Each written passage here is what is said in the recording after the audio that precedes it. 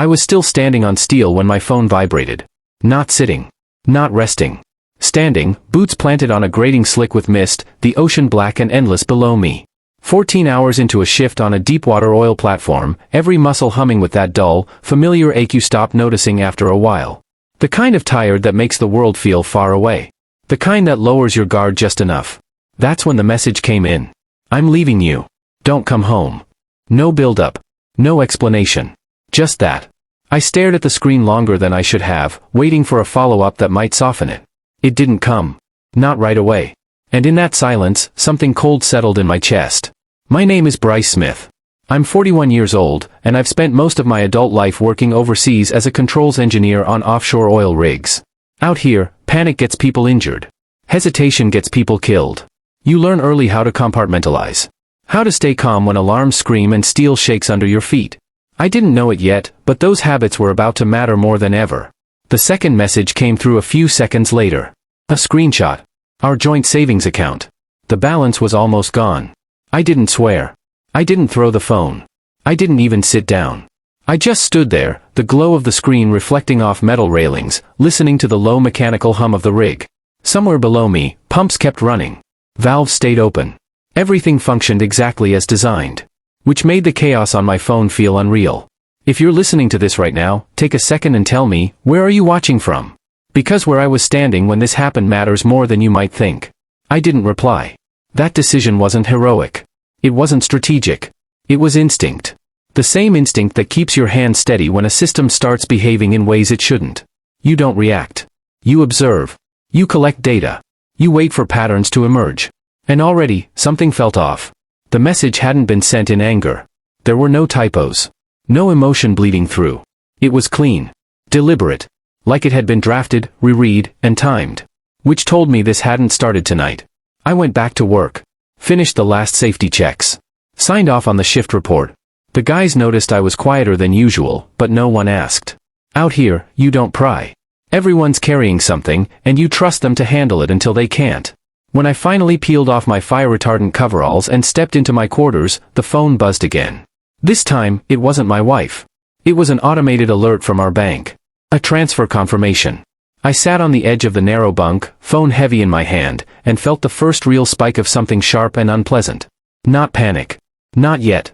More like recognition. The way you feel when a system failure confirms a suspicion you didn't want to have. The alert showed a destination account I didn't recognize. That was the moment I stopped thinking of this as a marital crisis and started treating it like a breach. Naomi and I had been married for 11 years. Long enough that routines replaced romance. Long enough that distance became normal. She'd always said she understood the rotations. 6 weeks on. 2 weeks off. She said the stability was worth it. That the future we were building mattered more than the time apart. I believed her. Or maybe I needed to. As I lay back on the bunk, the ceiling vibrating faintly with the machinery above, memories rearranged themselves in my head. Little things that hadn't mattered before. Late replies. New interests. Vague answers to simple questions. None of it screamed betrayal on its own. But together, they formed a pattern I couldn't ignore anymore. My phone lit up again. Another message from her. We'll talk when you're back. Don't make this harder than it needs to be. There it was. Control. Framing. The assumption that I was powerless until I stepped back on land. That I'd panic. Beg. Demand answers. I didn't do any of that. I checked the rotation schedule instead. 6 days. That's how long I had before I could legally leave the rig. 6 days she thought I was trapped in the middle of the ocean, unable to interfere. 6 days she believed she could move money, make plans, and lock doors without consequences. She didn't know that the ocean wasn't the thing that limited me. 3 years earlier, after a senior engineer lost everything to a forged authorization, I'd changed how my finances worked. Not because I distrusted Naomi. Not because I was planning an exit. It was just redundancy. The same mindset you apply to critical systems. You never route everything through one channel. You never assume trust replaces safeguards. She knew about our main accounts. She knew what I earned. She just never asked where every dollar went. And I never volunteered details she didn't request. Lying awake in that narrow room, I opened a notebook I kept locked in my duffel. Dates. Account numbers. Contacts. I wrote down everything that had happened so far. Times. Messages. Transfers. It felt strange how quickly my emotions flattened into process. But that, too, was familiar. At 3:42 a.m., my phone rang. I almost didn't answer. It was my sister, Claire. I didn't want to call this late, she said, her voice tight, but there's something you should know. I sat up. Every nerve suddenly alert. She lives 2 streets over from our house. We're not especially close, but close enough that she checks in when things feel off. I stayed quiet, letting her talk. There's a contractor here, she said. Changing the locks. Naomi told him you approved it. The words hung in the air between us. I pictured our front door. The weight of the key in my pocket back home. The assumption that whatever waited for me there would still be mine. I didn't approve anything, I said finally. I figured, Claire replied. That's why I called. That was the first clean data point. The first provable lie. After we hung up, I stared at the wall for a long time. The rig creaked softly around me, indifferent. Systems running. Lights blinking. Somewhere, far away, my house was being sealed against me. And Naomi thought she was ahead. I reached for my phone and opened my contacts, scrolling until I found a name I hadn't used in over a year. Someone who dealt in facts, not feelings. Someone who didn't care about explanations, only evidence. I hovered over the call button. I was about to make a call that would change the direction of everything. But before I did, something else happened. Another bank alert came through. And this one told me she was moving faster than I expected. The alert wasn't subtle. It was the same dry, automated tone as the others, the kind designed to be ignored after a while. But the number attached to it made my stomach tighten. Another transfer. Larger than the last. Routed through a different intermediary. That was when I understood something important. This wasn't impulsive. This was scheduled. I sat there on the edge of the bunk, phone glowing in the dim light, and felt the weight of the ocean pressing in from all sides. Not physically. Psychologically. The kind of isolation that makes people do stupid things just to feel connected again. I didn't let it. Instead, I did what I always do when a system behaves unpredictably. I stopped reacting and started mapping. I pulled up every notification from the past 90 days. Every deposit. Every withdrawal. Patterns emerged fast once I stopped pretending I didn't want to see them. Small amounts at first. Harmless-looking transfers spaced just far enough apart to avoid triggering alerts. Then bigger ones. Closer together. Accelerating. This had been building long before tonight. I leaned back, staring at the ceiling as the rig hummed around me, and replayed the last few months through a different lens. Naomi's sudden interest in business podcasts. Her vague references to projects. The way she brushed off questions with a smile that never quite reached her eyes. I'd thought she was bored. I was wrong. My phone buzzed again. This time, it wasn't the bank. It was an email. Divorce paperwork. Filed electronically. Dated an hour earlier. The subject line was polite. Neutral. As if we were dissolving a shared subscription instead of a marriage. The reason listed made my jaw tighten. Emotional abandonment. I let out a slow breath, the kind you take when you feel a spike of anger coming and decide not to let it drive. Because what she was doing now wasn't just about money. It was about narrative. She was building a version of events where she was forced to act. Where I was absent. Where everything that followed could be justified. And she was doing it while I was still surrounded by water and steel. If you're listening right now, ask yourself this: would you confront her immediately? Or would you wait? Drop a comment and tell me what you'd do. Because the choice I made next went against every instinct I had. I didn't respond to the email. I forwarded it. There was a man named Ronan Pierce I'd worked with years earlier during a systems audit in West Africa. He wasn't a lawyer. He wasn't law enforcement. He specialized in tracing failures across complex networks, financial, operational, digital. When something broke, his job was to explain how and why, without emotion. I sent him everything. The texts. The alerts. The paperwork.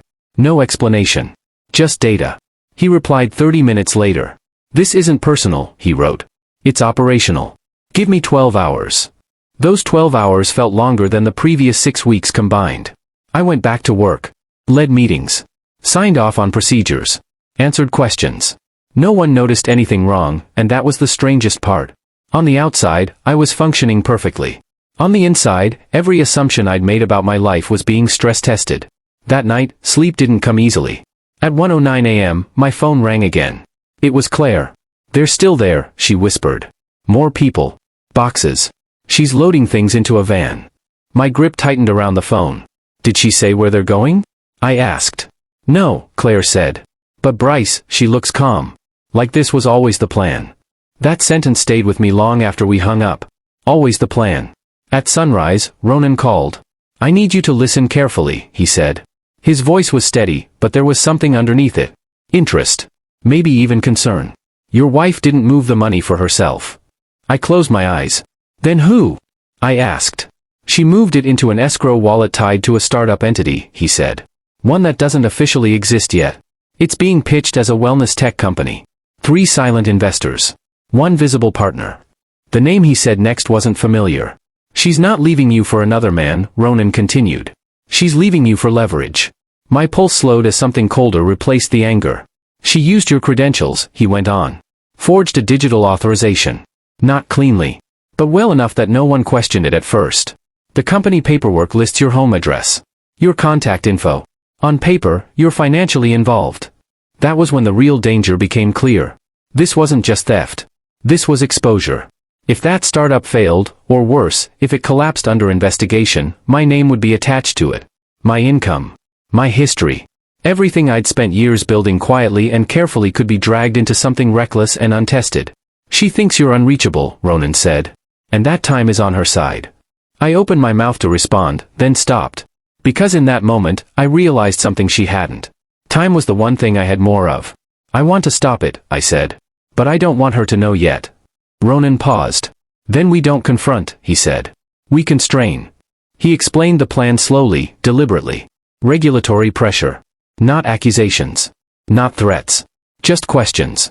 The kind that freeze accounts and stall deals while answers are requested.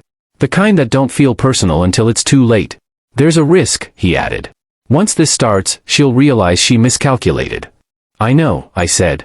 We ended the call, and I sat there, the enormity of the next step settling over me. This wasn't about winning an argument anymore.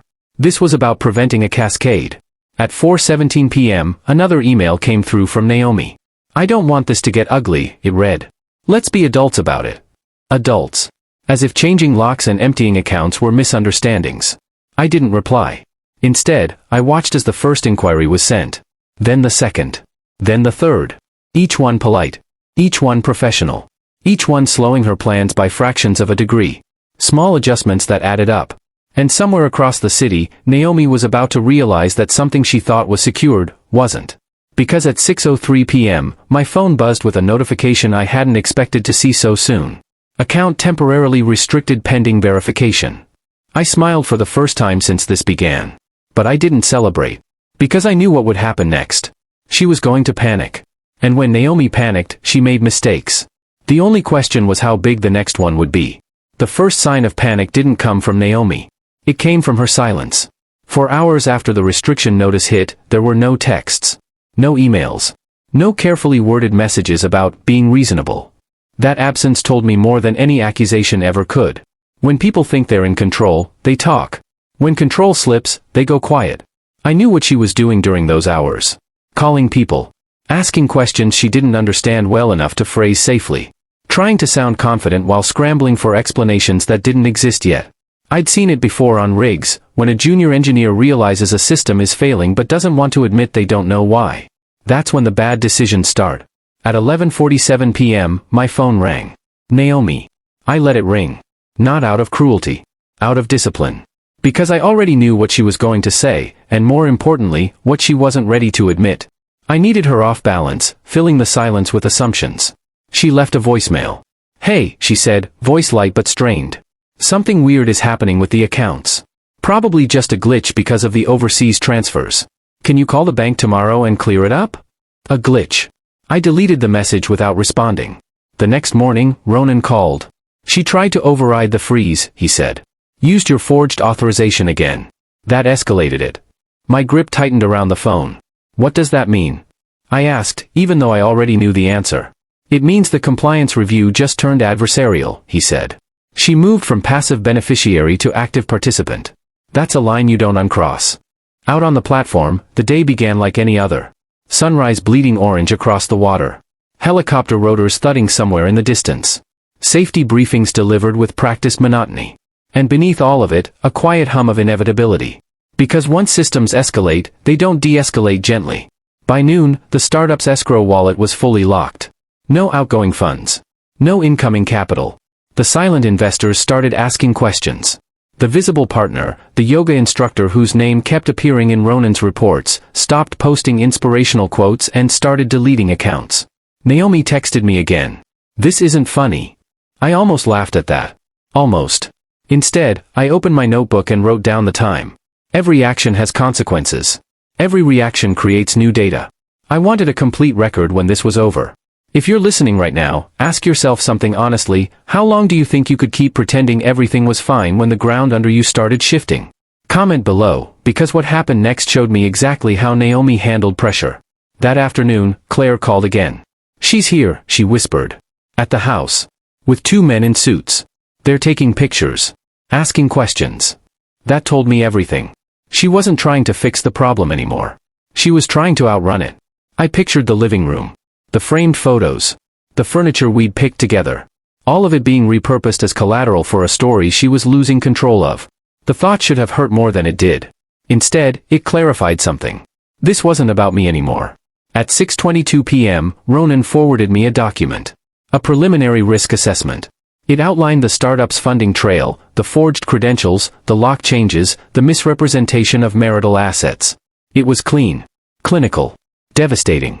The kind of document that doesn't accuse, it proves. "She doesn't know this exists yet," Ronan said. "But she will. Soon." That was the open loop I'd been waiting for. Because there was one more move to make before I came home.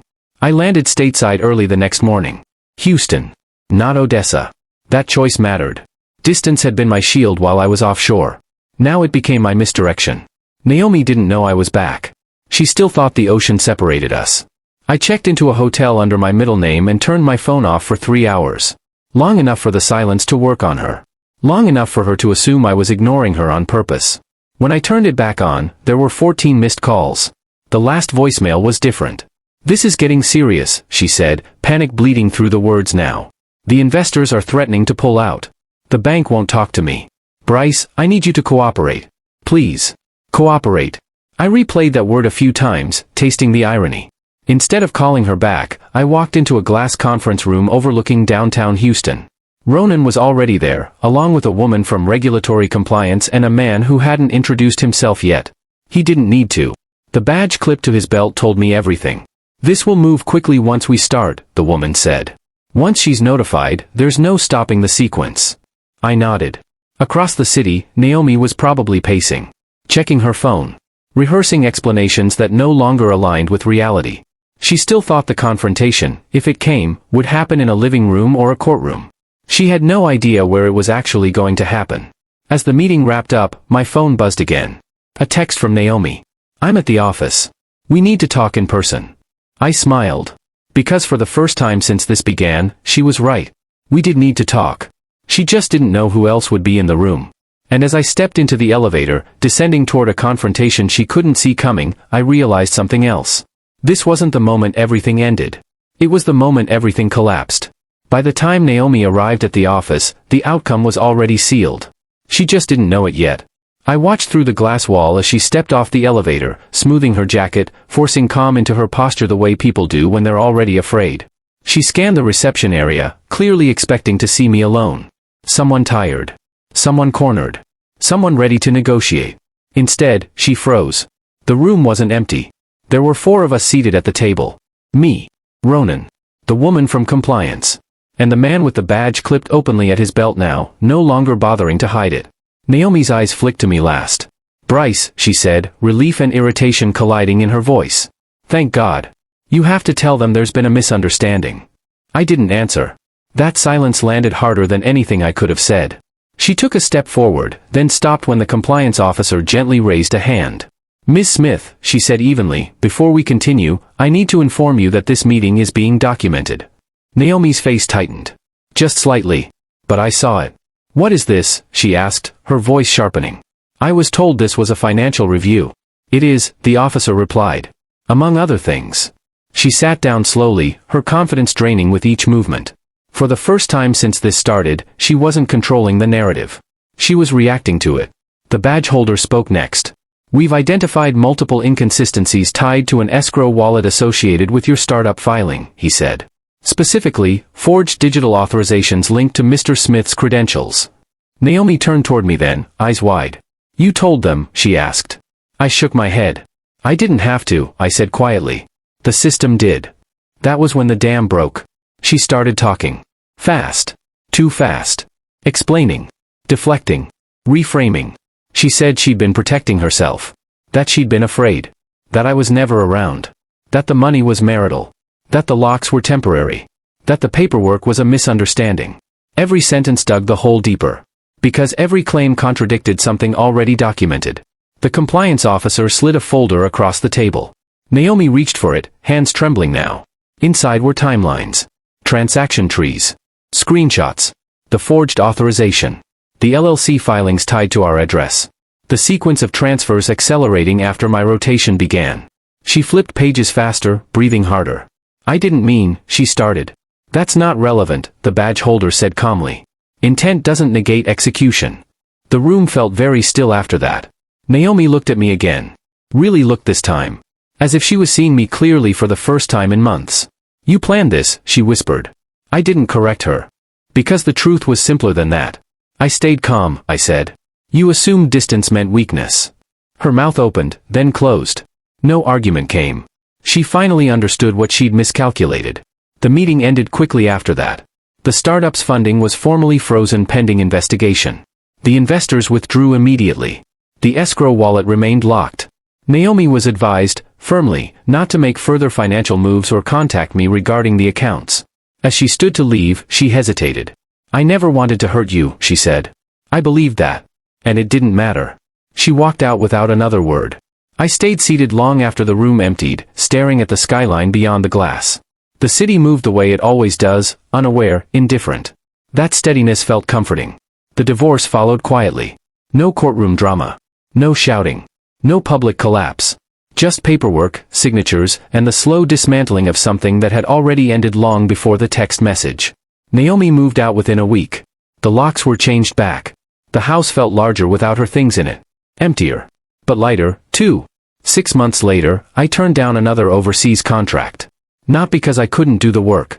Because I didn't need to anymore. I still consult. Still design systems. Still believe in redundancy and documentation and calm under pressure. But now I do it on my terms. Short trips. Clear boundaries. No assumptions that silence equals safety. Sometimes Claire calls to check in. Sometimes Ronan sends updates on cases that remind him of mine. Naomi doesn't reach out. I don't expect her to. If you're still listening, ask yourself one last question. What would you have done differently?